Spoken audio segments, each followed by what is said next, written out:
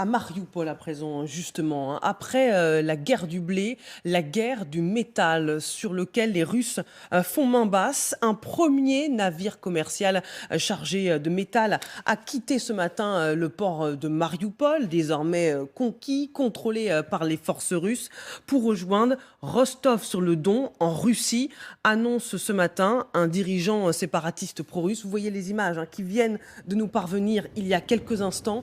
Selon ce dirigeant séparatiste pro-russe, 2500 tonnes de rouleaux de tôle laminés sont sortis du port de Marioupol, qui est un nœud de transport très important pour le Donbass sur la mer d'Azov, et le seul où l'on peut transborder tout type de marchandises, y compris en hiver, précise ce chef des séparatistes pro-russes de Donetsk sur sa messagerie Telegram.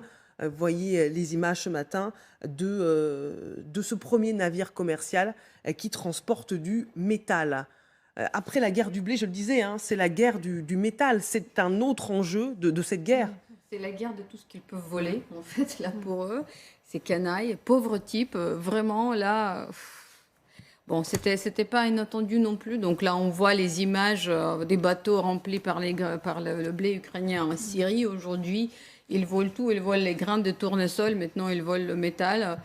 Ce qui était attendu. Bon, je ne sais pas si c'est possible d'arrêter. Hier, Général de Tartre, qui était présent ici sur le plateau, il a proposé d'amener les bateaux européens dans le port d'Odessa pour ramener le blé. Et c'est horrible parce que c'est le vrai terrorisme alimentaire quand il s'agit de blé. Le monde entier est menacé par le faim. Et ce qui est le pire, que Poutine va faire croire à l'Afrique, par exemple, que tout ça, c'est de la faute de l'Occident. Bien sûr, c'est pas sa faute à lui. C'est un autre chantage qu'exerce Vladimir Poutine contre les sanctions qui ont été de nouveau imposées, d'autres sanctions qui ont été imposées par Bruxelles, en nous disant j'ai la main sur le blé et j'ai aussi la main sur le métal. Oui, alors le métal, Mariupol, c'est le grand port industriel de la mer d'Azov, qui donc est maintenant tenu entièrement par les Russes, qui sont en effet, on le voit sur ces images, en train de piller les ressources qui sont dans cette ville pour les emmener à Rostov-sur-le-Don, donc côté russe. Le blé, c'est un chantage alimentaire, en effet, auquel se livre Vladimir Poutine, et qui est vraiment une arme extrêmement dangereuse pour le reste du monde, parce que ce sont des millions de personnes dans le monde entier qui sont menacées de famine. Si ces millions de tonnes de blé qui sont dans les silos ukrainiens et qu'on n'arrive pas à évacuer parce que la mer Noire est complètement bloquée, qu'on n'arrive pas à évacuer, ce sont des millions de personnes qui risquent la famine, notamment en Turquie, en Égypte, en Tunisie. 45% par exemple, juste un chiffre, 45% des Tunisiens se fournissent en blé ukrainien. Donc si ce blé n'arrive pas à sortir, c'est le prix du pain qui va exploser, et ce sont des émeutes de la faim potentielles dans tous les pays, notamment du Maghreb. En Turquie, c'est le même scénario. Il y a déjà une inflation qui est de près de 50% en Turquie.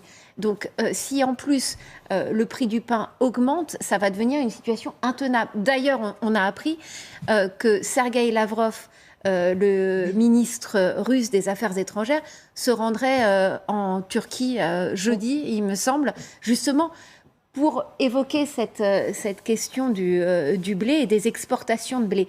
Ces exportations de blé qui sont aussi au cœur de la deuxième journée de ce Conseil européen qui se tient à Bruxelles en ce moment avec les 27, parce qu'il faut trouver un moyen de les exporter. Alors, si par la mer ce n'était pas possible, comme c'est le cas aujourd'hui, alors comment faire? Par des camions, c'est ce qui est en train d'être mis en place, mais ça ne suffit pas.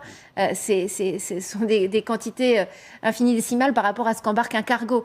Par le rail, là aussi, c'est très compliqué. Donc là, les Européens essayent de trouver des solutions, et Vladimir Poutine brandit cette arme et explique que c'est à cause des sanctions économiques qu'il ne peut pas exporter. Donc il va y avoir aussi une guerre de la communication, parce que Vladimir Poutine va essayer d'expliquer notamment aux Africains que si le prix du pain explose, c'est pas sa faute, c'est à cause des Occidentaux. Donc, il va falloir aussi faire très attention à cette guerre de propagande-là. Général. Oui, c'est la réponse du berger à la bergère, c'est-à-dire que on fait des sanctions pour affaiblir la Russie, on fait des sanctions pour que le peuple russe souffre pour chasser Poutine. Et Poutine, il dit bien, moi, je fais la même chose vis-à-vis des populations extérieures qui ne nous soutiennent pas. Donc, nous sommes dans une guerre. Donc, les Occidentaux font la guerre à la Russie par sanctions interposées, et les Russes font la guerre à l'Occident et à ceux qui le soutiennent par blé interposé. Et ça, c'est très grave. Et vous avez parfaitement raison de parler de l'Afrique. Moi, je suis un vieil Africain, hein. J'ai passé 10 ans de ma vie en Afrique. Et je peux vous dire que l'opinion africaine a beaucoup changé son regard sur l'Occident, en mal, parce que ce qui se passe dans le monde, on a toujours l'impression que c'est notre regard qui compte. Et moi, j'ai vu en Afrique le regard des Africains changer. Changer sur la France, déjà. On l'a vu au Mali, on le voit en Centrafrique. Parce qu'il y a des Russes qui font aussi effort, mais il y a aussi des Turcs qui font effort pour discréditer la politique française en Afrique. Mais au-delà de ça, il y a la façon dont les médias occidentaux racontent l'histoire, quelque part. Et moi, je sais que j'étais au Tchad lorsqu'il y a eu l'attaque américaine en Irak. La perception de pays musulmans de ce qui se passait en Irak et la façon dont les Irakiens ont subi la guerre a généré chez les Africains un regard méfiant vis-à-vis de l'Occident.